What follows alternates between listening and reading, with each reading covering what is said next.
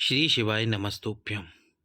30 अक्टूबर आंवला नवमी या फिर आंवला नवमी के बाद आने वाले 5 दिन, आंवला नवमी से लेकर कार्तिक पूर्णिमा तक ये जितने भी दिन आएंगे, दशमी, एकादशी, प्रदोष, त्रयोदशी, इनमें से किसी भी एक दिन कार्तिक के महीने में संतान प्राप्ति के लिए माताओं बहनों को करना होगा ये उपाय। साथ में वीडियो लाइक करके चैनल सब्सक्राइब करके शेयर करना होगा। तो क्या करना है आपको, सबसे पहले तो आंवला नवमी के दिन कर लो या फिर कार्तिक पूर्णिमा के दिन कर लो या कार्तिक प्रदोष के दिन कर लो, ये विशेष दिन है। यदि उस दिन समय नहीं मिलता तो नवमी के बाद पूर्णिमा तक जितने भी दिन है आप किसी भी दिन कर लो। घर पर ही करना है आपको ये उपाय। आपके पूरे परिवार की खुशियों के लिए और साथ में संतान प्राप्ति के लिए आपको करना है ये उपाय।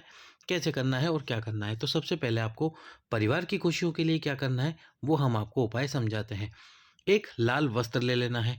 अब ये लाल वस्त्र लेकर आपके घर में जो तुलसा जी का क्यारा हो, तुलसा महारानी हो, उनको आपको ये लाल वस्त्र उड़ा देना है। जैसे कि ये तुलसा महारानी का पौधा हो तो आपको इन तुलसा महारानी को लाल कलर का वस्त्र उड़ा देना है। लाल कलर का ऐसा वस्त्र उड़ाना ताकि तुलसा महारानी अच्छे से ढक जाए, यानी कि जितनी बड़ी आपकी तुलसा महारानी है उतना बड़ा आपको लाल वस्त्र लेना है, लाल कलर का कपड़ा लेना है। अब वो उड़ाने के बाद में आपको तुलसा जी की पूजा करनी है। जैसे आप पूजा करते हो, तुलसा जी में थोड़ा-सा जल का सिंचन करना, उसके साथ ही एक दीप प्रज्वलित करना। दीप जो आप प्रज्वलित करोगे, वो लंबी बात का दीप प्रज्वलित करना, घी का दीप प्रज्वलित करना, और जो दीप प्रज्वलित करोगे, वो इस गमले के बाहर की तरफ करना, अंदर की तरफ नहीं। और कामना करना आपके पूरे परिवार की खुशियों के लिए। जब आपकी पूजा पूर्ण हो जाए, उसके बाद में इस कपड़े को हटाकर तुलसा जी से आपके घर में किसी ऐसे स्थान पर रख लेना जहाँ पर कम लोग जाते हो, यानी कि उनका हाथ अधिकतर ना जाता हो, या आपका जो मंदिर है उस मंदिर में ही किसी स्थान पर इस कपड़े को रख लेना, किसी प्लेट में। यदि आप लाल कपड़ा ना ढक सको माता तुलसा पे, तो फिर आपको क्या करना है, एक लाल कलर का धागा ले लेना है। उस लाल कलर के धागे को आपको 7 बार माता तुलसा पे लपेट देना है। कितनी बार लपेटना है? 7 बार। 7 बार जो माता तुलसा है, आपके घर में तुलसा जी का जो क्यारा है, उस तुलसा जी के क्यारे पर आपको 7 बार इस धागे को लपेट देना है। 7 बार लपेट कर उसी प्रकार से पूजा कर जिस प्रकार से आप अभी हमने आपको बताई है या आप प्रतिदिन करते हो, वैसे कर इस धागे को खोल लेना, और खोल कर आप इस धागे को अपने घर में किसी भी स्थान पर, या फिर आपके घर में जो सबसे बड़े बुजुर्ग हो, पुरुष हो या कोई स्त्री हो, उनके हाथ में इस धागे को बांध देना।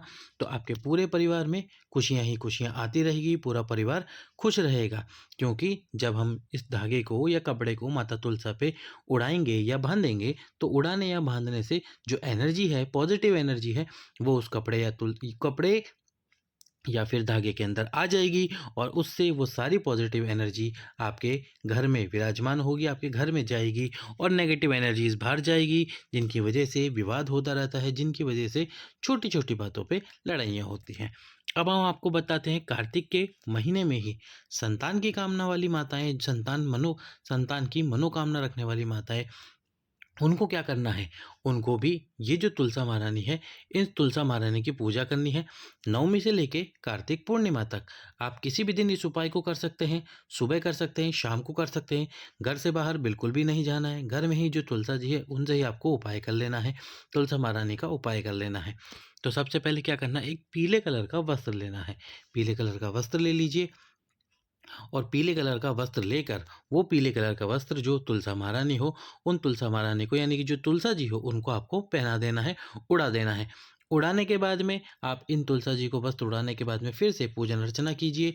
जैसे आप पूजा कर रहे, जैसी पूजा हमने आपको परिवार की खुशियों वाले उपाय में बताई, उसी प्रकार की पूजा, यानी कि तुलसा जी में जल का सिंचन करना है, दीप प्रज्वलित करना है, और कामना करनी है आपको।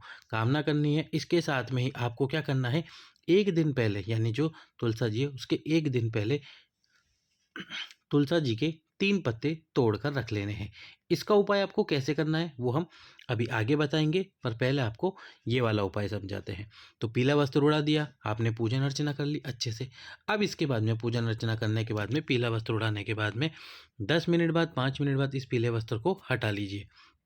पीले वस्त्र को हटाने के बाद में आपको ये पीला वस्त्र, जो माताएं बहनें जिस कक्ष में विराजमान, यानी कि जिस कक्ष में रहती है, जिस कक्ष में शयन करती है, जिनकी इच्छा है संतान प्राप्ति की, उस कक्ष में आपको ये कपड़ा रखना है।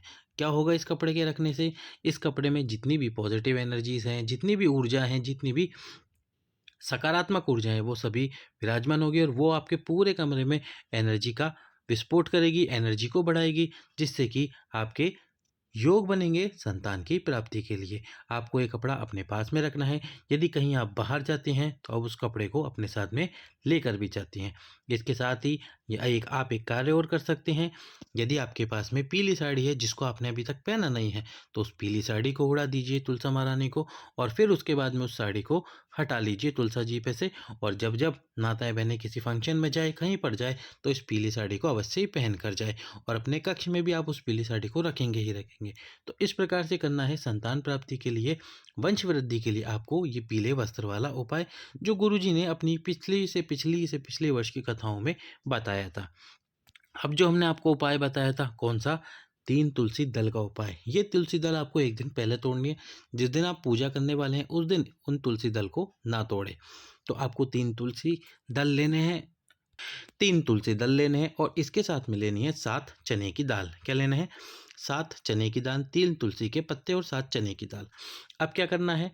उसी दिन आंवला नवमी के दिन जो भी माताएं बहनें रजस्वला धर्म से जुड़ी हुई बीमारियों से परेशान है, डॉक्टर के पास जाइए। डॉक्टर जो दवाई दे उस दवाई का भी आपको क्षमा करना, उस दवाई का भी आपको सेवन करना है। जो डॉक्टर दवाई दे उसके सेवन के साथ ही आपको एक कटोरी में ये जो तुलसी का क्यारा है आपके घर में, जो तुलसी जी है, जो तुलसी का क्यारा है, उसके पास में आपको एक कटोरी में 7 चने की दाल और साथ में 3 तुलसी के दल, यानी 3 तुलसी के पत्ते रखने हैं। और ये रखने के बाद में आपको 3 बार ये तुलसी का जो क्यारा है इसमें जल सींचना है। क्या करना है? जल डालना है अपने हाथ से। 3 बार जल का सींचन करना है, जल डालना है इसमें। जल डालने के बाद में थोड़ी देर बाद इस कटोरी को यहाँ से उठा लीजिए और कामना कीजिए जो आपकी रजस्वला धर्म से जुड़ी हुई बीमारियां हैं वह ठीक हो। फिर आपको इन सभी तुलसी दलों का उस दिन और 7 चने की दाल का सेवन कर लेना है।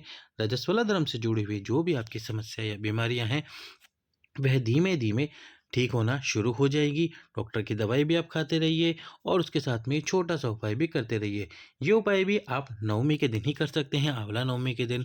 तो आपके परिवार की खुशियों के लिए, आपके घर से रोग को समाप्त करने के लिए और आपको संतान प्राप्त कराने के लिए 30 अक्टूबर आंवला नवमी के दिन कीजिए इन विशेष उपायों को। सभी भक्तों को श्री शिवाय नमस्तुभ्यम। हर हर महादेव।